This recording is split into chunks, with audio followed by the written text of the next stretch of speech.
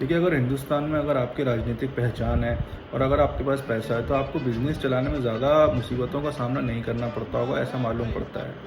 देखिए, कुछ दिनों पहले पतंजलि फूड्स के ऊपर एक रिपोर्ट आई थी और उसमें ये कहा गया था कि पतंजलि फूड्स के ऊपर कार्रवाई हो सकती है by the ministry of corporate affairs due to some suspicious activities. अभी एक्टिविटीज़ क्या थी, इसका खुलासा नहीं किया गया था, लेकिन अभी पतंजलि फूड्स का ये कहना है कि हमारे ऊपर किसी भी तरीके की जांच नहीं हो रही है किसी भी एजेंसी द्वारा। अब जिस दिन ये खबर आई थी, उस दिन इनका जो स्टॉक था वो भारी गिरावट के साथ बंद हुआ था और अभी जो स्टॉक का प्राइस है वो करीब-करीब 1600 रुपए के लगभग पहुंच चुका है और इसका जो हाई था वो 2000 रुपए के लगभग था। देखिए, कुछ दिनों पहले भी ये कंपनी जो है वो कंट्रोवर्सी में थी और इसने एक कंपनी है जो रुआवज़ा बनाती है हमदर्द, उसको कहा था कि ये जो कंपनी है, इसका जो पैसा है वो मस्जिद और मदरसे बनाने के लिए उपयोग होता है, जिसके लिए बाबा रामदेव ने दिल्ली हाई कोर्ट में माफ़ी भी मांगी थी।